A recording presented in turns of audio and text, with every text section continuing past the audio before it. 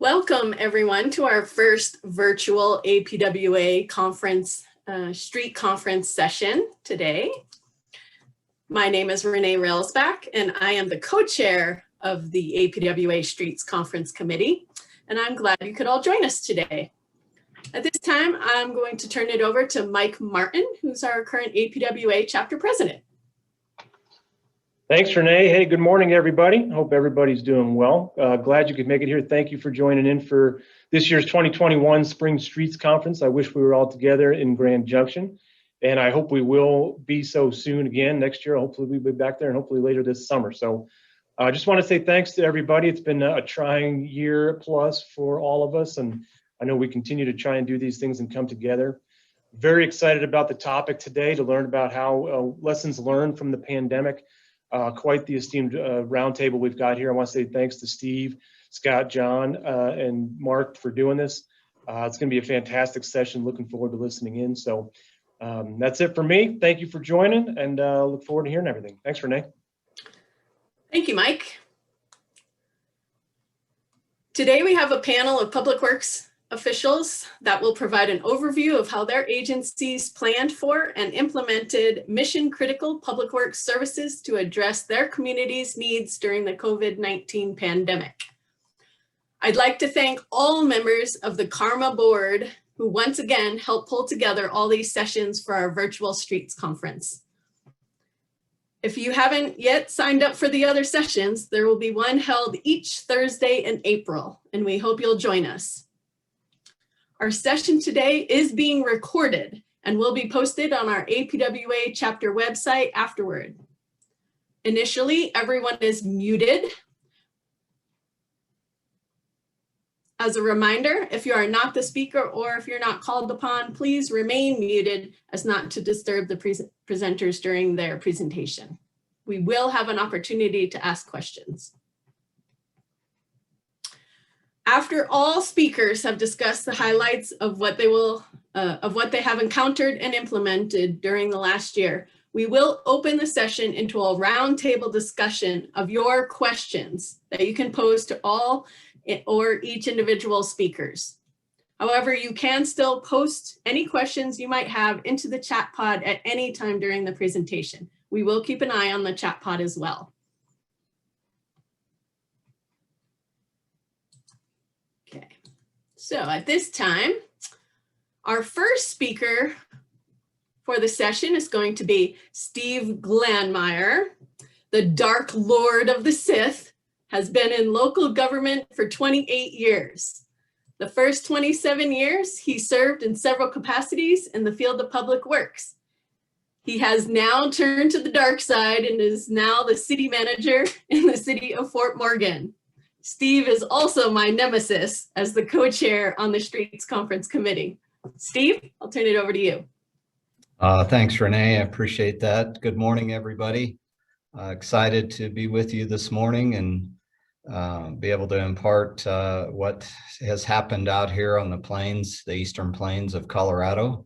Welcome to Fort Morgan this morning, where it's sunny and windy. The wind never stops in Fort Morgan. What was I thinking coming from beautiful Delta to the windy side of the state? But really glad to be with you all this morning. Talk a little bit about COVID and how it affected a small rural community out here on the plains. COVID was, I was just personally, when COVID really took hold of the nation, I was in the middle of the Caribbean Sea. I had just spent 24 hours in what was the hotbed of the nation, New Orleans, right after Mardi Gras. And my wife and I boarded a ship and sailed into the Caribbean.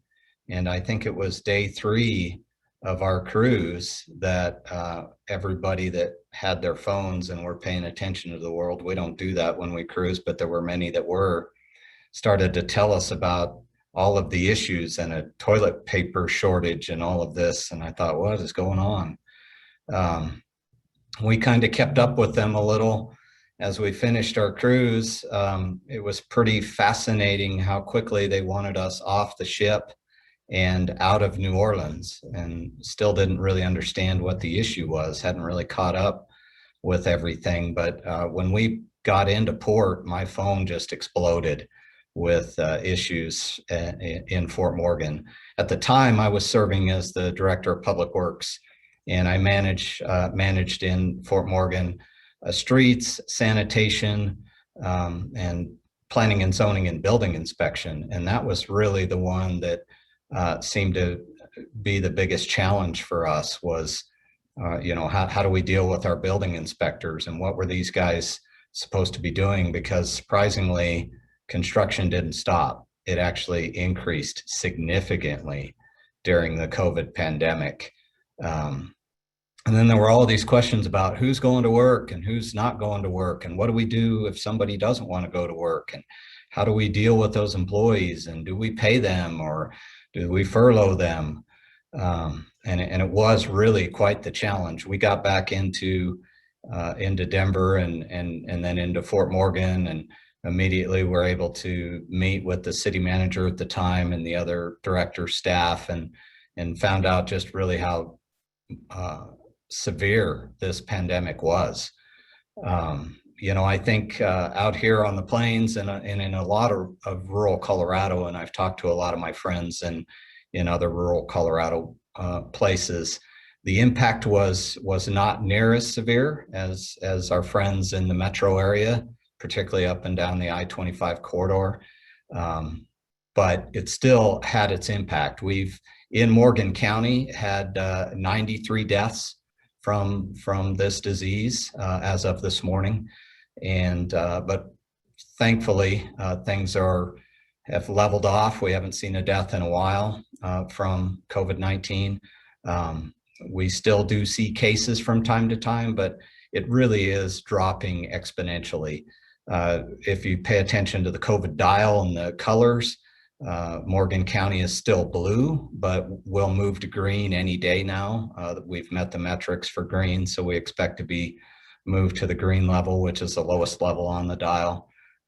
We're glad for that. Morgan County is an interesting county, pretty staunch Republican out here in Morgan County, and so there was a lot of pushback to regulation, to closing of businesses, to mask mandates. But I can tell you that the city took the stance very early on that we recognized that this was a serious issue, that this is a severe disease, that it was killing people. And so we did implement immediately mask mandates for our staff. We did allow hybrid situations where staff could work from home. If we didn't have work for individuals to do from home, but they were concerned about being in the office, we paid them and paid them not to work. We did have a financial ability to do that here in Fort Morgan. But at some point, we did open offices back up and ask staff to come back in if they felt comfortable doing that. We never closed. We didn't close a single office. The administration staff was open. Utility billing clearly was open. Our building inspectors were busier than they ever had been. And so we didn't close those offices. We did close buildings to public, like the library, the museum, but those staff still took the opportunity to come in and actually clean the facilities, to reorganize the facilities. I remember our rec center, we have a very small armory that we operate as a rec center, and I remember those staff saying it's amazing what we found, because they took that opportunity to dig into the basement areas and just clean out inventory that had been there for decades. And so we were always able to keep staff in the buildings and working if they were willing to do that. We probably closed those types of facilities. Library, museum, rec center were really the ones, senior center were the ones that closed down completely to the public, but only for a few months. And then we were able to open those facilities back up to limited use, restricted use. You know, we did have restrictions in place. You had to wear a mask. You had to stay socially distanced from individuals. But we did have those open, and we followed the CDC and the state of Colorado, the Department of Public Health and Environment guidelines about numbers based on the dial. So if it was 25 individuals or 25% capacity, whatever they were, we did follow those strictly. The senior center was the toughest one. The seniors out here were very anxious to get back into the facility, and we had just built a brand new senior center, and it had yet to open to them. So they were constantly asking, when can we get in? When can we meet? When can we, you know, get into that facility and use what's been built? So that was the toughest one for us to deal with. And of course, they were the most vulnerable population. So it was the last one to open and the last one to allow them to use the facility, and we were very strict on our requirements to use that facility, and it was limited capacity, and we took appointments. So if you wanted to come in and play cards, you know, it was 4 people, and it had to be 4 people that you regularly had contact with or interaction with. If you wanted to play pool, it had to be, you know, 4 guys or, you know, that you regularly had contact with.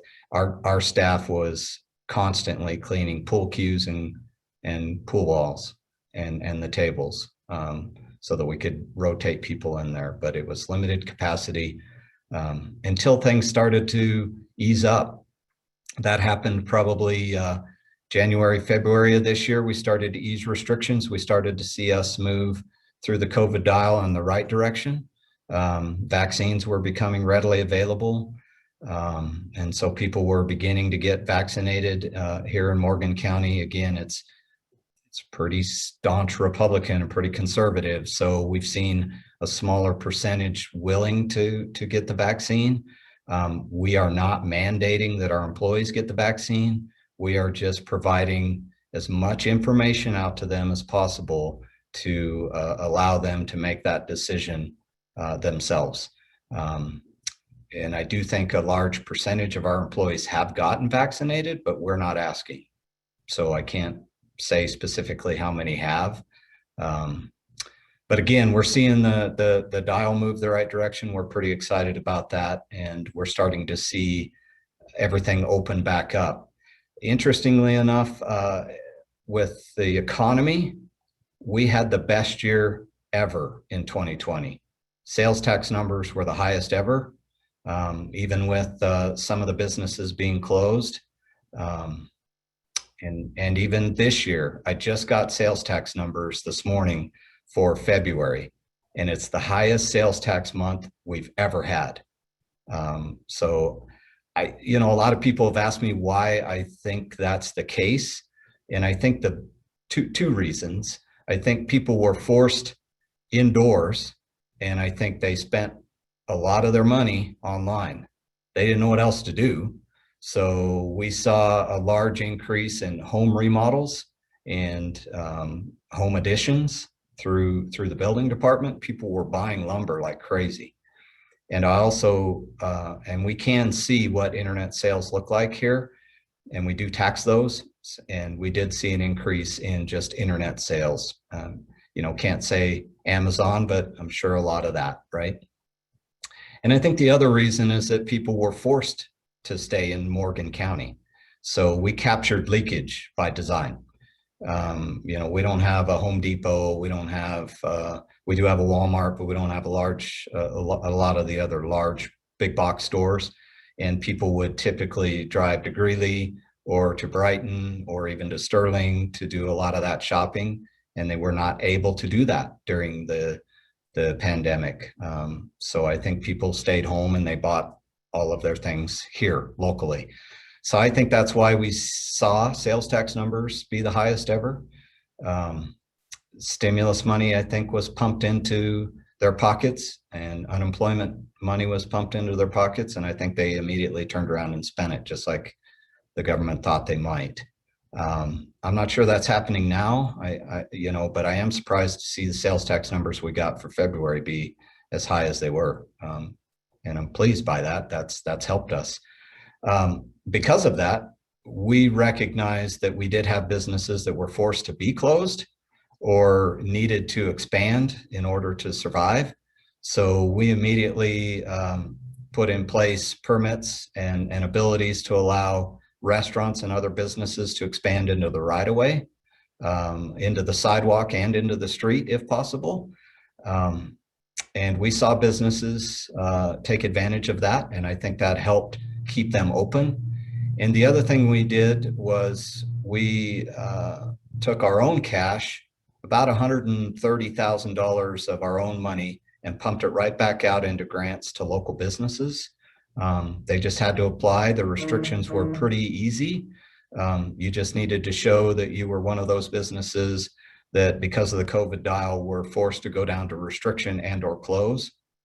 And we were able to help you with improvements to your facility and or just pay your employees.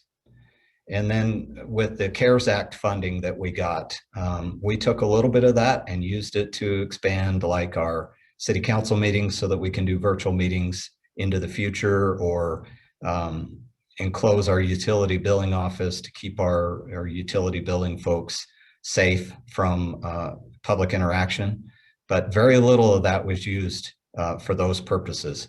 We spent over $450,000 of CARES Act money in a grant program right out into the Main Street businesses. And I'm proud to say that we actually did a third grant program with money that we had, again, just cash that we had. And we've put over $500,000 out into the local business community directly to try to keep the doors open. And I think that's one of the things I'm most proud of here in Fort Morgan, that we were able to do that. And we've received just countless feedback on how you guys are the reason that we're open today. And we're excited about that for our businesses, our local businesses, and being able to provide that to them. And we've had very few businesses close their doors permanently. I can count on one hand how many of those there are. And I think that's a testimony to our willingness to take that CARES Act money and pump it right back out to the businesses that needed it most. It was just through a grant program. Our economic development specialist wrote the grant package, and we just did it all internally. And it was used by other communities as a model, and she did a really good job of that. I don't know that there's a lot else that I can impart for Fort Morgan, but I'm excited to hear what some of our other panelists have to share about what happened in their communities, and do want to take some questions about what Fort Morgan did. We were talking before everybody got online here about what does the future look like.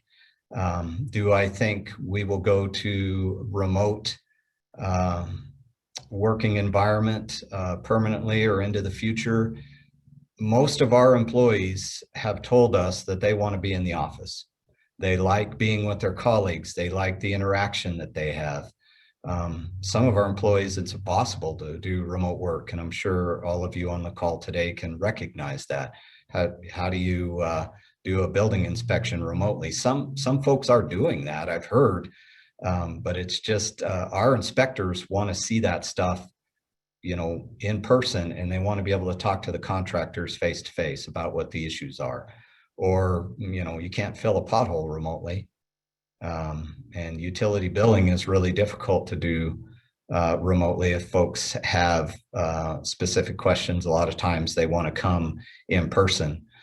So I see us really just being open to the public and having our facilities open and our employees in the office. And to my knowledge, we don't have a single employee that is insistent upon working from home on a full-time basis. We do have folks that, the cat's out of the bag on remote working at this point. So we're pretty flexible here in Fort Morgan anyway. If somebody says, hey, my kid's sick and I need to be home, or my kid's off for 3 days because the school's closed, we provide that opportunity anyway, and we had mechanisms in place to allow them to work from home.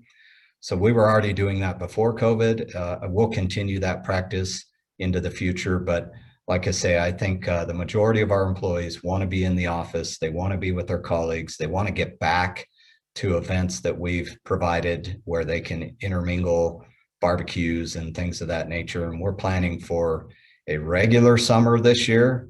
We do a lot of parties in the park, a lot of concerts in the park. We're going to have those things in person. So we're planning all of those things as if we're going to try to get back to life the way it was before the pandemic. So I think that's it for me. I'm about out of time here, so I want to turn the time over to, I'll turn it back to Renee, and she'll introduce the next speaker. But thank you for taking a few minutes to hear about Fort Morgan this morning. Thank you very much, Steve.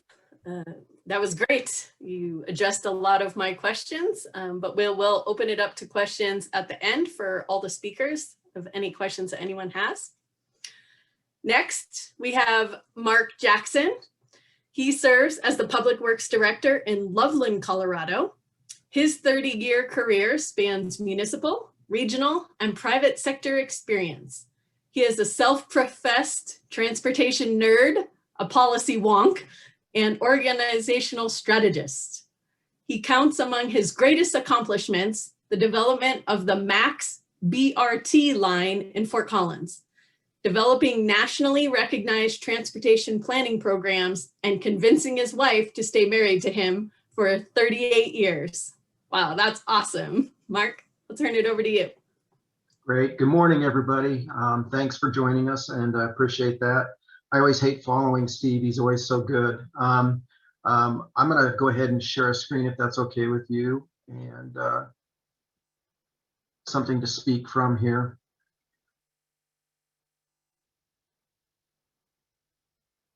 Okay, there we go. All right. Minimize here. 2020 started out as such a nice year. You know, and obviously our world got turned upside down in March with the pandemic, something that we've never really faced before of this scale or magnitude. But if you would have asked me in March if, in addition to the pandemic and all the challenges that came with it, if we'd be faced with two bookend March blizzards, one in 20 and one in 21, and then the forest fires that crippled northern Colorado over the summer, where we actually, in addition to pandemic planning and trying to keep everybody safe, also had to stand up evacuation plans and mobilizing transit. Luckily, we didn't have to enact those, but it came close enough to our city boundaries and our influence area that we were prepared to do that as well. So, you know, it got to a certain point where I think I would wake up in the morning and look for murder hornets and plague and locusts and the four horsemen of the apocalypse. At a certain point, I started feeling like Lieutenant Dan in Forrest Gump, where he's standing on top of the flagpole in the middle of the hurricane and going, you know, is that all you got? Come on. So the challenge was real, and it was amazing. But I'm very, very proud to say that through it all, we showed great agility, great innovation, flexibility, and we were able to continue providing key community services throughout. Thank God we did not lose any employees. You know, our community got hit pretty hard, large senior population, but we did not lose any employees, and we found a way to keep getting it done. So, you know, the topic of the day is, you know, what are the lessons that you learned? And I think everybody that's tuned into this, probably everybody could give this presentation because everybody's got stories in terms of what they've learned, what they did. So, you know, trying to narrow that down was challenging, but I thought what I'd do is focus on three primary topics, and that's preparedness, agility, and communication. as we go through the presentation, don't look for my pictures to make sense. They're just my favorite pictures from 2020. For instance, the guy in the lower right-hand corner, that's Ben. He's one of my solid waste supervisors. Dude sports about 6'6", 300 pounds, and he's just a big teddy bear, and I love him. He's a great guy. So in terms of preparedness, well, first the picture, that again, this is my favorite picture, one of my favorite pictures from the pandemic. Just when you think the world's going to hell in a handbasket and you're worried about the future of humanity, little things like this happened where, you know, this was a sign that some kids in a neighborhood did for our solid waste drivers. And if you've never seen a 300-pound solid waste driver tear up before, you know, those sorts of things make a difference. So in terms of preparedness, the time to deal with an emergency, or whether it's a pandemic or a flood or a blizzard, isn't when it happens. I think there's a lot to be said for making sure you've got as much in place, and at least the thought process in place for how you would deal with any sort of an incident command structure. We did some resiliency planning, and this is either, you can call it, you know, great organizational leadership and planning or pure dumb luck. But one of the things that we started in earnest in January of 2020, pre-pandemic, was we started doing a lot of resiliency and emergency management planning. We dusted off our continuity of operation plans. We started talking about what if scenarios, and, you know, in probably one of the more ironic things, we were actually getting ready to do a tabletop exercise that talked about what would we do if our main campus, the Public Works Administration building, was no longer available to us. What if we had to vacate and find alternate ways to provide services? And then, you know, lo and behold, within 6 weeks we're living that. So life is interesting sometimes. But part of that was, as part of that exercise, the second point here is making sure that you are you truly resilient? Could you pick up and move if you had to? And one of the things that we started doing late in 19 and into 2020 was whenever we had people in our workforce that were due for a computer upgrade or a new computer, or a new employee would come in, we put them into laptops, and we would still, you know, allow them to, you know, get monitors and everything they needed. But we set the table for a mobile workforce, and that ended up paying huge dividends. We were able, within a matter of a week, we stood up remotely, 100% remotely, our call center, our admin center, and we were able to. We had whole divisions such as our engineering, design and planning group could work 100% remotely. Now, obviously, you can't do that throughout the entire Public Works group, and we'll talk a little bit more about that. But that was something that paid huge dividends and gave us so much flexibility when things were changing so fast. And I think maybe the final bullet on this one, I guess I'm getting to that old age where I believe in isms a lot more. And one of my favorite isms is you can't make friends when you need them. We are all about making sure that we maintain really good, strong working relationships within the community, within our own organization, within our neighboring organizations, and everybody really pulled together in Northern Colorado and helped a lot. I think one of my favorite stories in terms of calling in favors, if you will, was at the beginning of the pandemic, and they decided at that point that masks were not only critical but mandated, and you couldn't get any. And I literally didn't know what to do. We were looking everywhere. We were turning the internet upside down trying to find them. And I actually went out and kind of went to my social network and my social media network and put the call out. And within a week, we had people donate over 300 masks they home sewed. So that's an example of the relationships and being able to cash in some political capital. If you waited to where you needed to go up and introduce yourself to somebody and ask a favor, I think it's a different story. I think it's too late. So that's a big lesson for me. The second big topic area is agility. We decided very early as a public works leadership team that our 2020 motto was subject to change. And I actually made everybody repeat it at every meeting for a while, because, and if you remember, especially at the beginning, and well, really throughout it all, because the rules and regulations continue to change on us.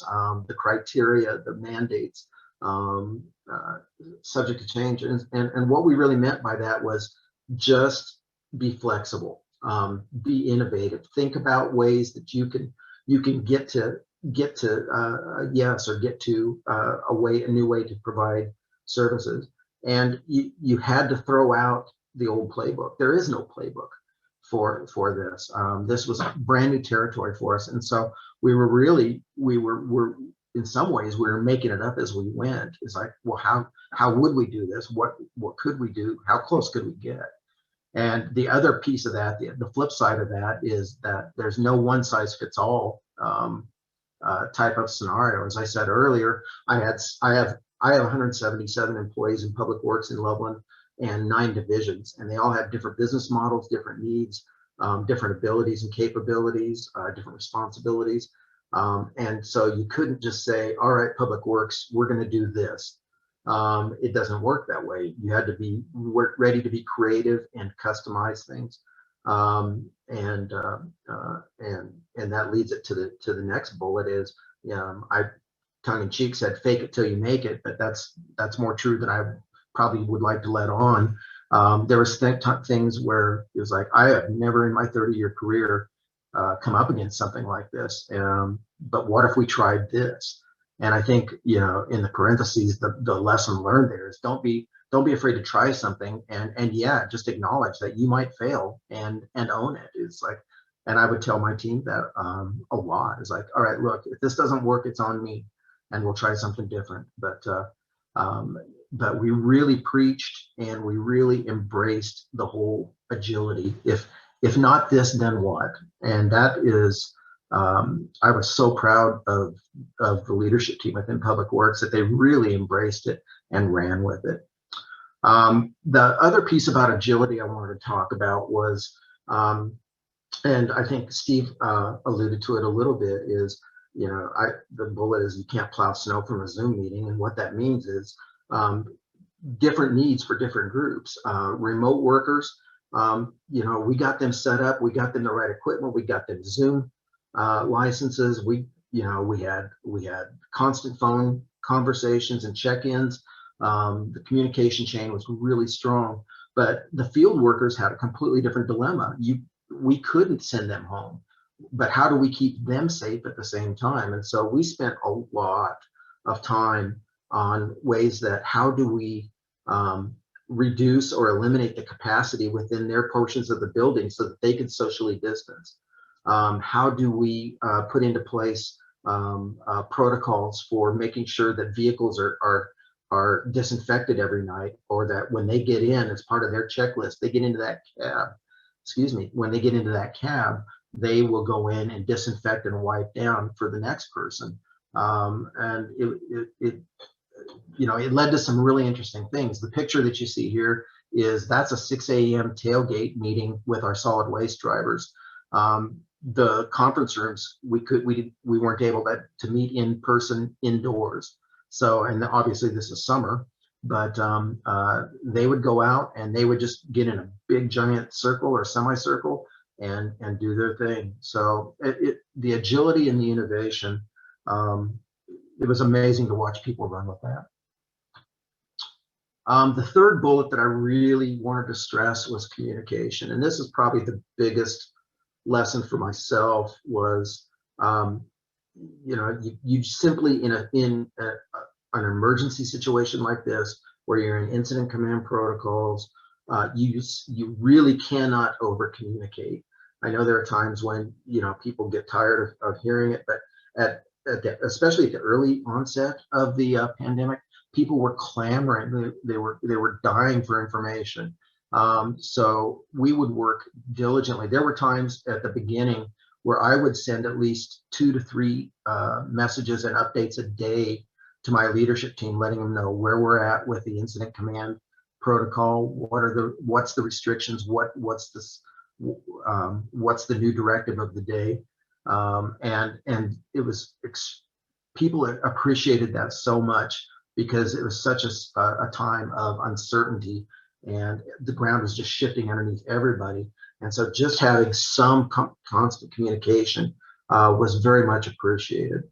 And the communication wasn't just downstream to the employee base, although that's very important. So I was communicating multiple times a day with my leadership team, but also once a week I do a Friday message, and some of those messages were very blunt, very to the point. Some of them were depressing and scary, but they were honest, and people appreciated that honest conversations, and people knew that the door was open to have conversations. Similarly, a lot of upstream conversations as well. Public Works provides a great deal of the key community services, and there were always questions from city management or from council members. And so we made a concerted effort to make sure they knew what steps we were doing to still provide those services, and if there are areas where we needed to pivot or make some changes, they knew what we were doing and why we were doing them. And so we had their support as well. A big lesson for me, and this is one I probably will have to work on my entire life, is I got so much better at learning to listen. Communication isn't just sharing information downstream or upstream. It's really sitting down and learning to listen, not waiting your turn to talk, but learning to listen. And we were constantly amazed by some of the ideas that came from rank and file, field workers, from drivers, from bus drivers. Some of the best ideas came from the ladies on this picture of the Zoom meeting. That's the admin call team. That's our call center, and they had their finger on the pulse of the community, and you darn sure bet I was listening to them. So big lesson there. And then pick your battles. Everything can't be a catastrophe when you're in an emergency situation, especially a prolonged one. I think we've all gone through emergencies where it's been a flood or a blizzard, snowstorm, things of that nature, but it abates after a week or so. But after 10, 12 months, not everything is an emergency. Not everything is a battle worth fighting. Give people some flexibility and some grace. And then on the flip side of that is also make sure that you celebrate wins. In the Friday message, I would scour the whole organization and look for, if we got a positive kudos from a citizen about something, or if we caught an employee doing something really well, we would point that out in the Friday message, and that meant a lot. That really helped with employee morale and just letting people know that people were paying attention. That while the rest of the organization might be working remotely, or the rest of the communities in quarantine, we're out there busting our keisters still to provide these services. So bonus slide here, just some leadership lessons. First, the picture. This was a picture I took in, I believe, April of 2020 of the hallway of our building. I went down into the west wing of the building to try and find somebody I was looking for, and I quickly realized I was the only person in that entire wing. We had everybody on that west wing, which is our engineering and our stormwater engineering group, working remotely, and I kind of felt like one of those sci-fi movies where the last man on earth. It was a little creepy. But leadership lessons, one big one is make sure to take care of yourself. You're no good to anybody if you're not on your game, and a lot of people, especially if you're in a leadership position, are looking to you. In a situation, one of the things we found is that especially for people who work remotely a lot, there's no off button, and you have to be really, really careful of that. That's one of my worst habits is, along with my morning coffee, I'm fired up. I've got all my devices fired up and going, and it can take a toll. So you need to take care of yourself first. And then also watch for burnout from your folks, because people in public service, especially, I have found, really have that commitment to, do whatever it takes, and they will drive themselves into the ground. So you have to watch for them and make sure that they're not burning themselves out. Admit when you messed up. Like I said earlier, try stuff, and if it doesn't work, own it, or say, you know what, I don't have an answer for this. What do you think? And that's asking for help as well. Is my plate is completely full. Ask for help. People were lining up to help when we had big new things that we had to tackle. And finally, as part of that, is trust your people. They are simply amazing. If you give them good direction, if you give them the tools and the resources they need, and you present them with the challenge, I am continually amazed by the folks that we have in our group. And so I think I'll stop there. This is one of my favorite other pictures of the pandemic. My favorite gift I got in all of 2020 was from my boss, the deputy city manager, who gave me a Christmas ornament of a dumpster fire with the word 2020 on it. And I thought that summed up a lot of 2020 pretty succinctly. And so with that, I'll turn it back to Renee and take questions as well. Thank you very much, Mark. That was awesome. I don't know how they found an ornament like that, but that was great. And your trash can note also brought tears to my eyes as well. I do appreciate you mentioning for folks to watch out for the burnout, because you have to remember you don't know what all they're dealing with on their home side of things as well as work nowadays. So thank you for mentioning that. We'll take questions at the end in case we can pose similar questions to all speakers. So at this time, our next speaker is Scott Jackman. As Streets and Parks Manager for the town of Breckenridge, Scott is able to work closely with our residents, building valuable relationships and helping support their community. Scott takes pride in his role and thoroughly enjoys representing the town of Breckenridge. Scott? Thank you, Renee. I appreciate that. Thanks to the panel. I love hearing from all these different groups, different agencies from different areas. To hear what Mark is going through, or Steve in Fort Morgan, means a lot. You kind of get stuck in your own little world, and I'm here in Breckenridge. Our situation is different than Steve's. On Wednesday morning, we went back on the COVID color dial. We are now level orange, primarily due to our high number of guests and visitors. I think this is a result of spring break. So we're working through that. I like to say that the staff is doing phenomenal. The staff has been safe throughout. Kudos to the Public Works staff, Streets and Parks. I'm really proud of them. I have some slides I'd like to share with you guys. I'll share those now.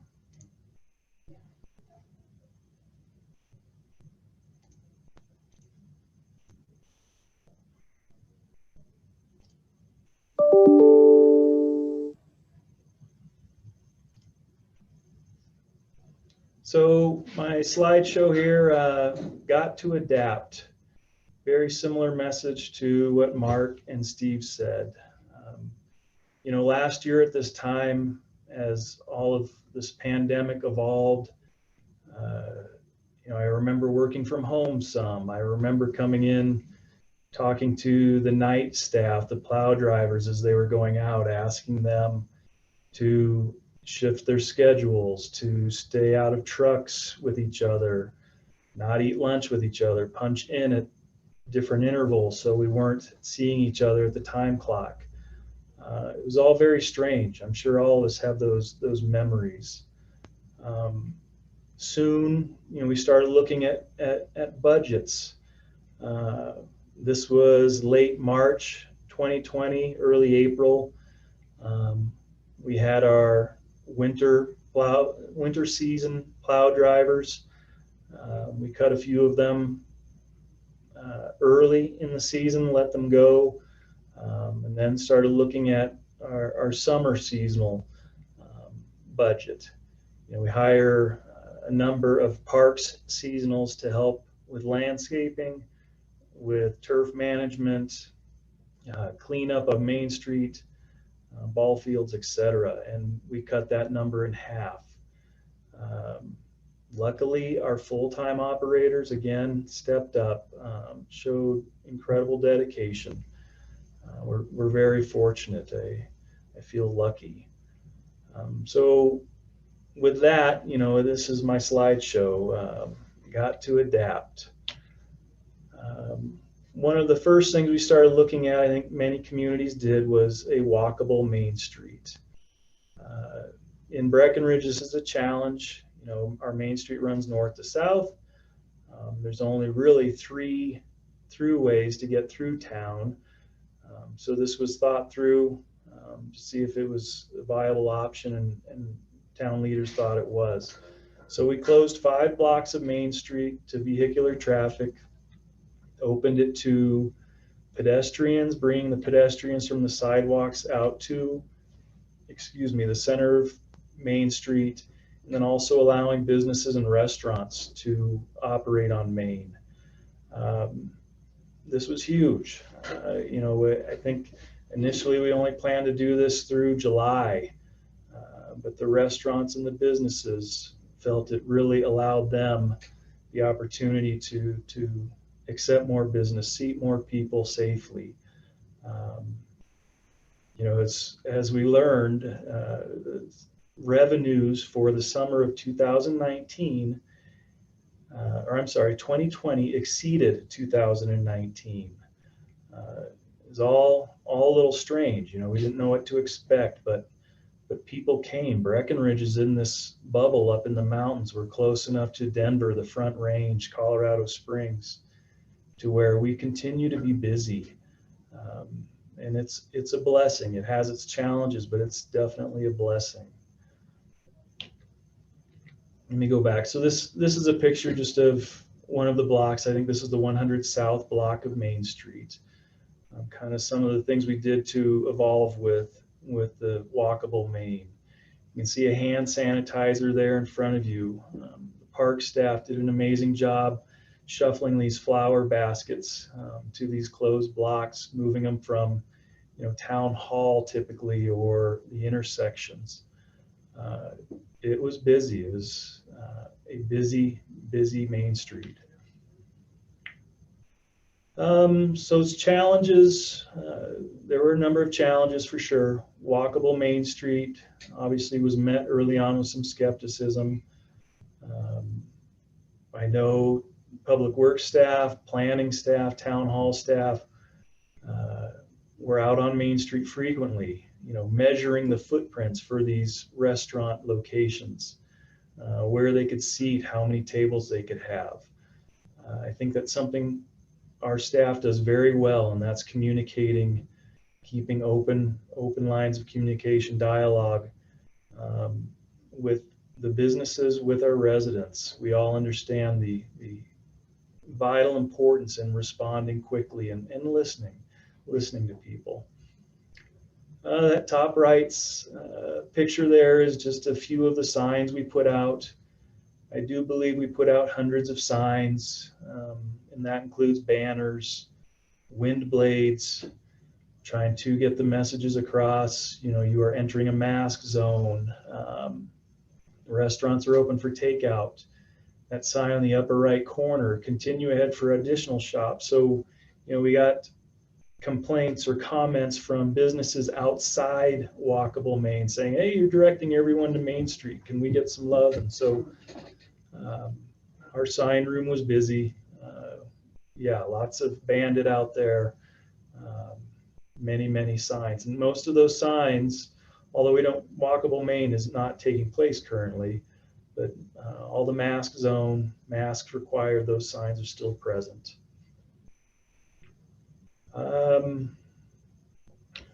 Moving on, successes. As I stated, we do feel walkable Main was a success.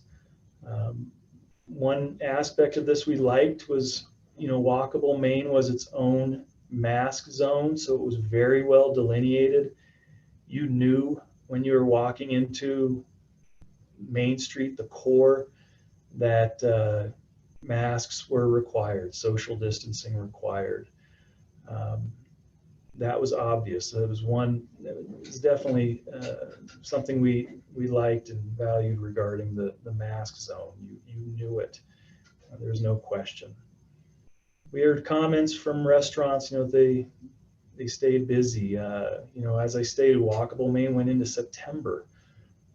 August, September, we can have cold weather up here, and there were people frequently. You'd see them out, you know, under the lamps, lanterns in the tents. People wanted to be out, having some normalcy, eating, you know, at the Breck Brewery. Yeah, it was successful. That top right corner, the yellow event barriers you see there, I wanted to bring this up. We did take advantage of some grant funding from CDOT. CDOT offered the Revitalizing Main Streets grant last year and this year. You can still take advantage of that. And through that grant process, we were able to purchase some event barriers. Here you can see in this photo. We'll use those. Delivery was late last summer, but we have plans for them this summer. The bottom right photo is just another picture, beautiful day on Main Street.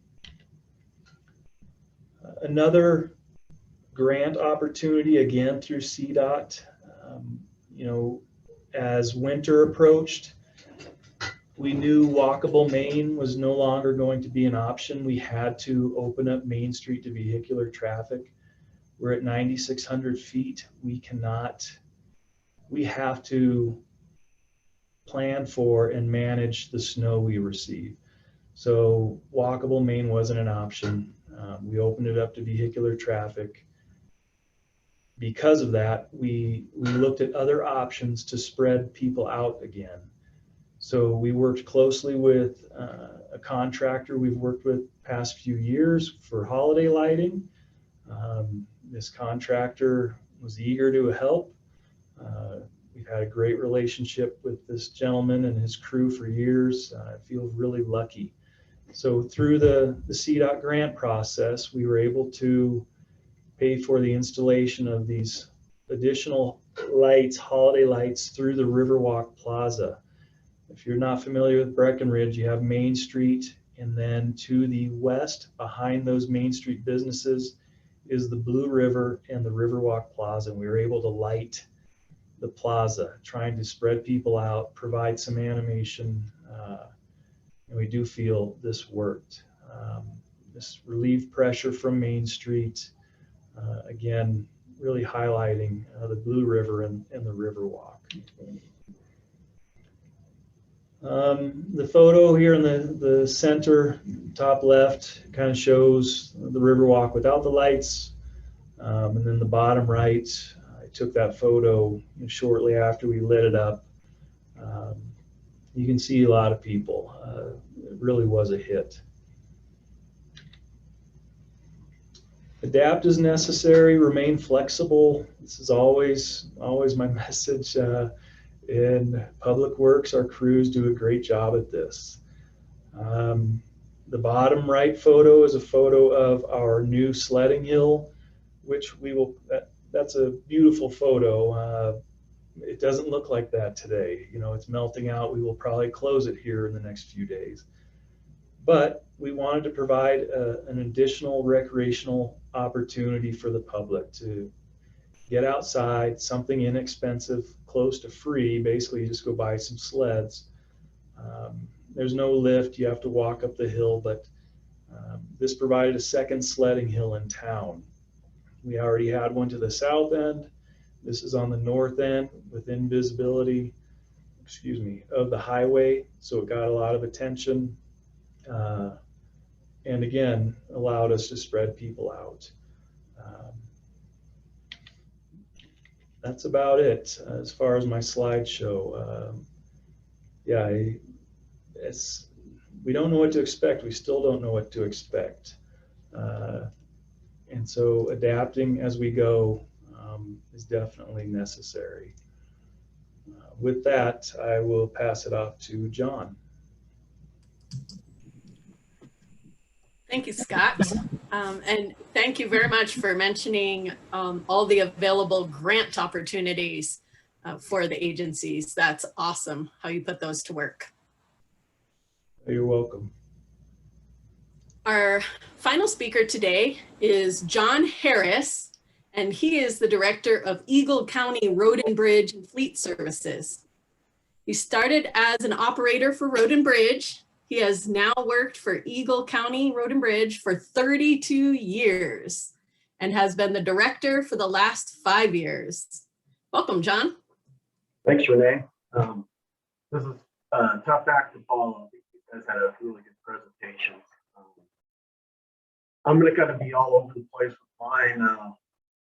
I don't want to duplicate too much, but first of all, I got to really thank our Eagle County as a whole, from our commissioners, the very last person we hired.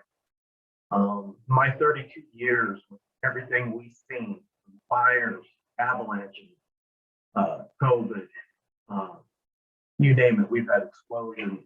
I don't think we could have endured any of this with any of the teams I've seen. We've got some amazing people here at Eagle County, and they've done a great job. As far as Road and Bridge and Fleet Services, you know, right off the bat, we encountered, I was actually worried. I split shifts right away. My big worry was not being able to serve the public, to keep roads open, keep buses running, you know, everything. We take a lot of pride in what we do, and so I split shifts, I split days right off the bat just to see where we were going to land. It wasn't probably about a week we were able to relax a little bit on that, and you know, just start figuring out where, you know, how this was going to look. I mean, it was so brand new right at the very beginning. I think where we got hit the hardest is some of our high-risk staff. We gave them the option to stay home. Childcare, when our schools went remote, we had employees that didn't have, you know, the ability to find daycare or anything like that. So they had to stay home with their children. And we did, you know, at Road and Bridge, most of our people have to be, you know, here. We can't plow snow from home. And there's, out of 40 people, there was 4 of us that could actually work remote. I was very fortunate. I have a whole wing to myself for almost a year. Been nice to come into the office. I'm not a stay-at-home guy, but it was, it's kind of lonely here though. Not a lot of people. Eagle County, we did offer some early retirement resignations or early retirement packages. Our goal was to try to reduce our staffing by 25% without having to do any layoffs. With that kind of, you know, a lot of these positions were needed for the future. So we delayed our backfilling process until we could really see what our economic future looked like. And so late 2020, early this year, we were able to start backfilling some of those positions. I was very lucky. Only out of 40 individuals, only lost 2 positions out of that whole group. So very lucky, but it, you know, with the high-risk staff, the child care, early retirements, the staff that was showing up, they had to take on all those different tasks that those people weren't able to accomplish. So, you know, we had great crews that stepped up. We were very fortunate. We work in wide open spaces. I mean, we can go out there and work where a lot of you know, people in the community could not do that. So we were business as usual for the most part. Probably one of our hardest was transporting people. We only allowed vehicles to have 50% occupancy, and it kind of looked weird. The typical lazy county workers, we had 10 pickups for 15 guys, sitting out on the job sites. But we did what we had to do. We got out there, we got it done.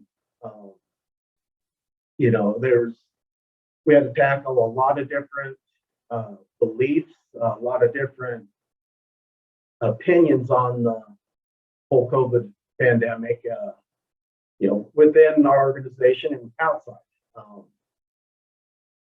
We had citizens that didn't really understand why we were short-staffed.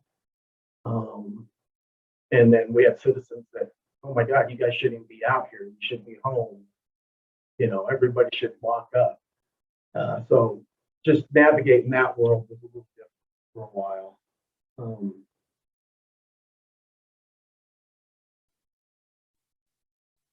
But I think what I wanted to touch on the most was what we saw here. Because we are wide open spaces, we got in the summer of 2020, we really got hammered with a lot of people hitting our mountains, coming here and recreating. They were on the rivers, they were camping, making new camp spots. It was incredible. Our gravel roads, I've never seen them get tore up so fast. So our work, it just quadrupled right off the bat. We had roads that, everybody, there must have been a really good sell on fifth wheels and campers, because it was just full of them. Typically you'd see campsites where you've never seen. The Forest Service struggled with it. We struggled with it. But probably the biggest thing I really saw and we struggled with was just the overall respect in the community for traffic laws, driving. I've never seen or received so many complaints about people not stopping at stop signs, driving too fast through subdivisions, trespassing, parking issues. We just had so many people here that it was just every other phone call was, one of these complaints. Then again, everybody was home and they could look out their door and see this happen. They were taking walks and really looking at my roads and then calling me and telling me what was wrong with them. We all became experts real quick. But that was kind of neat. We used that to our advantage to take care of problems. But I think that was just one of our big issues, was just that huge influx of people. When we had to shut I-70 down for the Grizzly Creek fire, we hosted I don't know how many Type 1 fire teams. They were very great. But, there's a lot of people here in Eagle County at that time, and it was very chaotic, but we've got a great team and we fought through it. It's we really one emergency after another. It's really hard to think back to how COVID started. Unfortunately, like a week or two before the COVID scare, I lost one of my individuals to an avalanche. And almost an exact year later, we lost two more to avalanches. We've had explosions here, we've had fires, and we've just a really great team. Eagle County does. We've just overcome. One of the great things, like Steve was saying, we had a grant program for our local businesses. the first round, the commissioners allocated, I think, 1.5 million to the process. And then they went back and they might have matched that. But it was amazing. There was a grant process. We wanted our businesses to keep the lights on. You know, it was very hard for them. Most of them rent their locations, so you know they got to pay that rent. They've got to keep those lights on. It was a very good program, well thought out.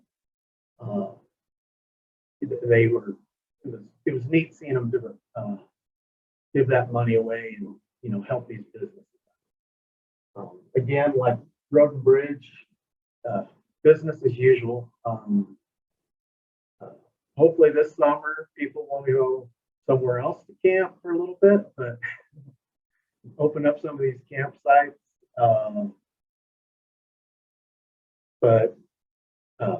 You know, we'll just keep at it. One of the other challenges we did face, though, was some of the vacant positions we were allowed to fill. It was amazing that at this point in time, I've only been able to fill about 50% of them. We get a ton of applicants, but we're not getting a lot of interest in this job. So, and the qualified applicants are very rare, but you know, out of 8 positions I was able to backfill. I've only got 4 backfilled at this time. And, you know, you think in a time when people weren't, didn't have jobs and stuff, it would be the other way. But it's really interesting and it's a little different outlook. Budget-wise, Road and Bridge and Fleet, we've really only seen about maybe a 1 to 1.3% decrease from 2020 in our 2021 budget. We didn't budget for any merit increases. You know, we feel that jobs are more important. You know, keep people working. But you know, really, I was very surprised with the taxes and the budget numbers. They were very good. In fact, one of our local towns, Gypsum, has a Costco in it, and they've never done so good. I mean, we pretty much closed down our airport and everything, and they were midsummer. They were up 16% of what they normally do. That was because everybody was buying toilet paper and bulk, water, and all that. But they were coming from all over, but they saw, you know, a huge increase in tax revenue. So, Eagle County as a whole, we're in the yellow. Kind of like Scott, you know, we get a lot of tourism, so every once in a while, spring breaks, Christmas, the holidays, we get a little spike in our cases. We've only had 22 deaths, a little over 5,000 cases. So, you know, I think we're holding on the yellow right now. We're doing well there. But, you know, I'm just looking forward to getting back to normal, getting these guys back to where, you know, they don't have to do backflips to get their jobs. But, you know, I got to take my hat off to all my personnel. They've done a great job. Just muddled through all these things we faced throughout 2020 and 2021. But that's about all I have. Thank you very much, John. I'm sorry to hear about the losses that your agency has experienced. And yes, it is a common problem filling positions in public works. I do agree with your comment about all the campers. My husband has been building a camper from scratch, and we weren't able to buy a portable toilet all year long. They were all sold out everywhere. And even the camping stores said, we haven't been able to get our hands on any of this equipment. It's been gone before we even know it's available. It was crazy. Thank you very much to all our speakers. At this time, I do have some questions, but if you have any questions, you can either post them in the question and answer pod or in the chat pod, either one. The first one, specifically, it's towards Scott and Breckenridge. With your mandatory mask zone, your sign mentioned violations to fine per town code. Did your town actually implement any of those fines related to mask wearing? Renee, I don't think it ever came to citing people. I know early on, our PD staff was out walking Main Street. We did hire some staff throughout the summer to be Main Street ambassadors, sharing the mask messaging. I haven't heard that anyone was cited. Again, through spring break, we hired a couple uniformed officers to walk Main Street and spread the word. Yeah, I think it's a challenge. You know, people are coming from different areas that may be more open, and then they're on vacation.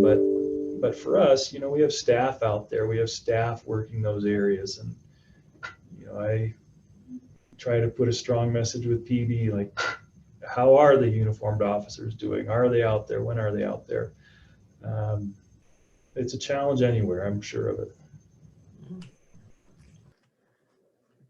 Is there any other of the agencies on the panel? Did you implement any type of similar threat or of fines, or implement any kind of fining or similar programs at your agencies?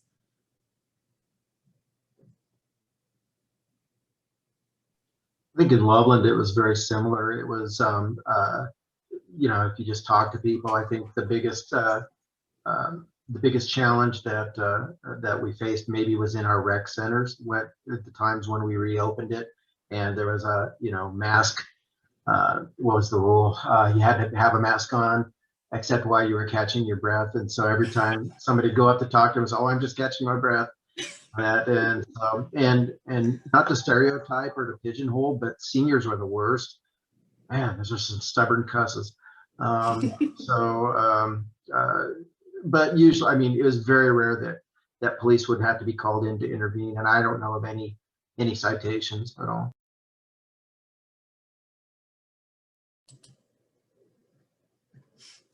Thank you.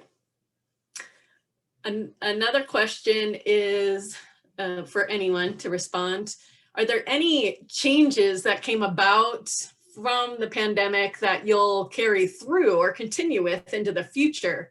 Any specific ideas, or in relation to your continued allowable use of the right-of-way space? Are there any areas you've continued to close down for those areas, or allow access to the restaurants? Are you going to continue that for the future? Use of the right-of-way space that they got permits for? Any comments on that? Renee, I'll jump in on a couple of things. In particular, as it relates to public meetings, I mentioned that we spent, you know, some money of the CARES Act fund on a complete remodel of our city council chambers, which is used by other boards and commissions as well. But it is now completely able to have remote meetings and have audience participation. And so we will now forever allow both options, that you can come in person or participate in the public process remotely. And we have seen folks take advantage of that remote option already to come to a public hearing on an issue, or comment at a city council meeting under public comment. And so, you know, we're glad to be able to offer that option to folks that you know, really are concerned about being out in the public, but should be afforded the opportunity to be a part of the public process. So that's one. And just in relation to restaurants and right-of-way use, we will forever allow restaurants and businesses to be able to come in and get revocable right-of-way permits to use the right-of-way to expand facilities, with the ability for us to remove that should we need to, but and we have seen businesses come out into the right of way and install what I'll call semi-permanent structures onto the right of way so that they could expand and have patios and business space. And we'll continue that forever.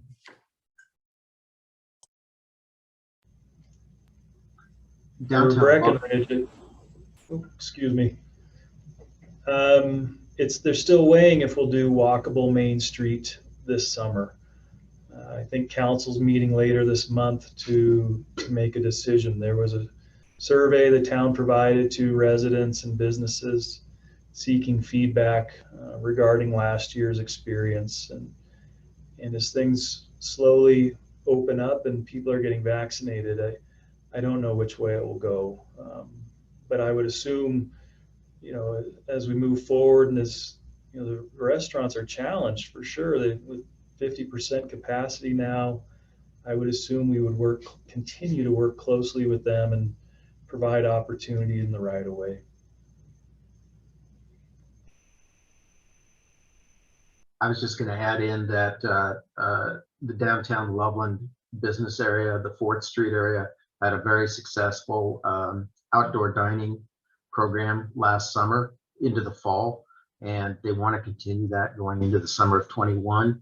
But the part that's really interesting is that it has actually started a bit of a grassroots groundswell to ask if we would ever consider making that a permanent pedestrian plaza, the 4th Street corridor, not dissimilar to what Fort Collins has in its old town and some of the other areas. So I think that's really interesting, because before everybody was, local merchants and restaurants were hanging onto their parking spots, with every ounce of strength they had. And now it's like, well, I don't know, maybe.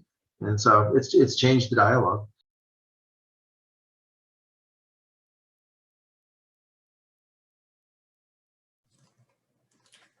Thank you. Another question we've had is, are there any specific innovations or new technologies or processes that were developed and implemented in relation to the pandemic, or that you will continue to use for the job after the pandemic?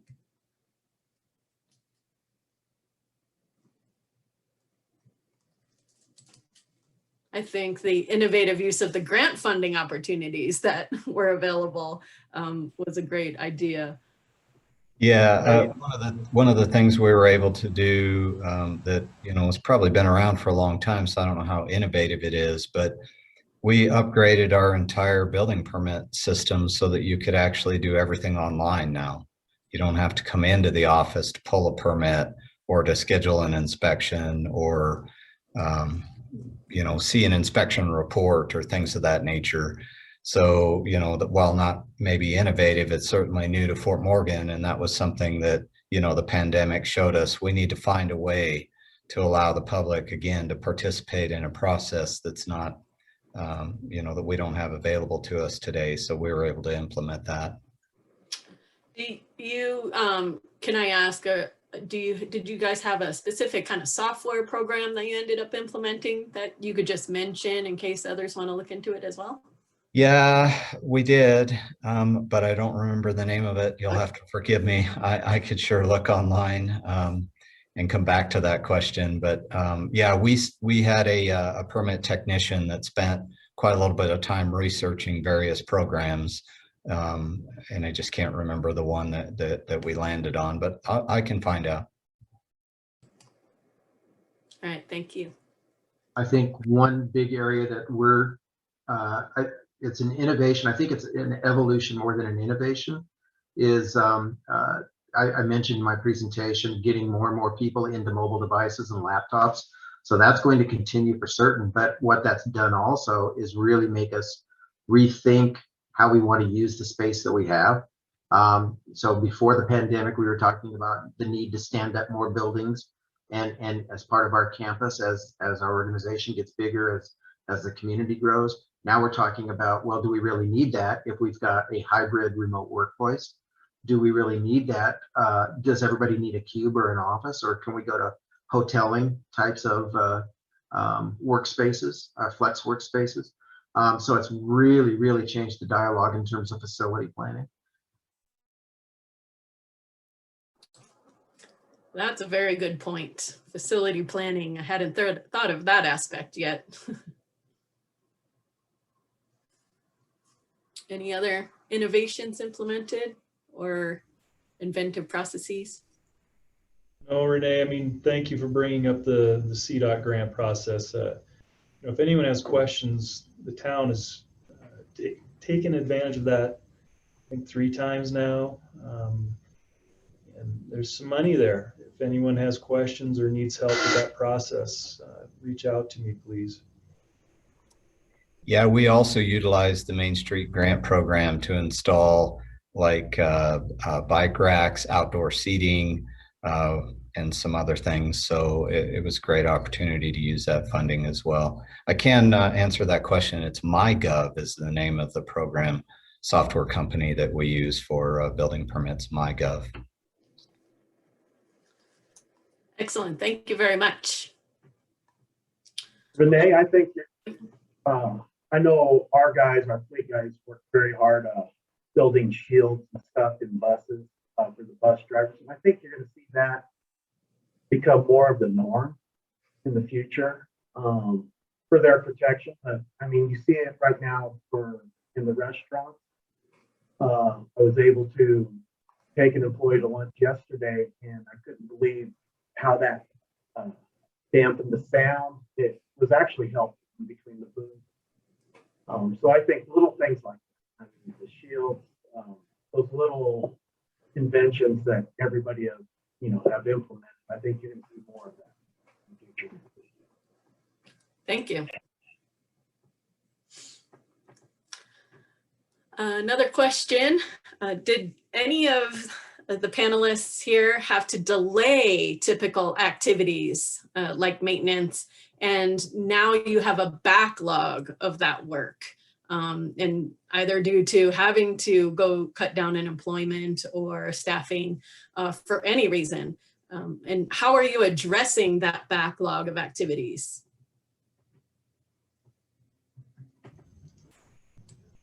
So for Breckenridge, we, the discussion, started a year ago regarding budget and projects and infrastructure. We were able to maintain and follow through with, our asphalt treatments, whether it be striping, thermo, crack sealing.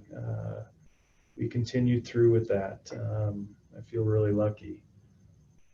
Yeah, it's, and then, obviously plowing, no, we didn't cut services there. We continued to plow the roads, although we didn't fully staff. I share John Harris's frustrations or issues with hiring. It's hard to staff these days, but our service level remained the same. I think Mother Nature was on our side this winter. I would have loved to have seen more snow, but it worked out for us operationally. Yeah. I think, like Scott, we were able to maintain what you would consider the traditional public works, community services, plowing, street maintenance, traffic operations, things of that nature. Where we really had to rethink and reprioritize and shift was in our facilities maintenance group, which is in our public works in Loveland. And so, I mean, literally all resources and all efforts went towards employee safety, building safety, disinfection. So we had to completely rethink some of the capital and the major maintenance projects that were lined up on the tarmac, if you will, for the year. And now we're back starting for 21. We're starting a bit of a triage process about, all right, what really needs to be done after, putting that behind. And so it's just kind of shuffled the deck in terms of how we're looking at some of our facilities maintenance, capital projects and key maintenance things. And I'll just add, the only thing we did was we postponed capital projects because we weren't sure what revenues were going to look like for the year. But as we got into September and recognized this isn't going to be an impact for us economically, we started to let those things go back out to bid and get those projects done. Some of them had to push into this year just because of weather, but we are funding all of the projects that we intended.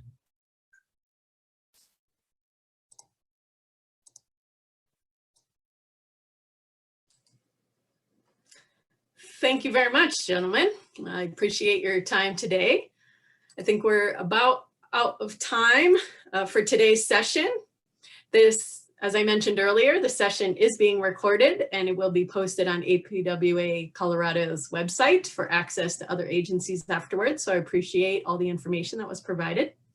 From APWA and the Karma Committee for the Streets Conference, a very big thank you to everyone who was involved with providing this session today, in addition to the presenters. And most importantly, Pam Weimer, APWA Administrator, for all her behind the scenes help. I do want to remind everyone that the next session coming up for our virtual Streets Conference is next Thursday, April 15th, and that topic will be maintaining gravel roads. Any other last comments from the speakers before we go? Thanks for the opportunity. It was fun. Yes, thank you all Yeah, for same. attending today. Yes, thank you very much. I hope to see everyone next week. Have a nice weekend.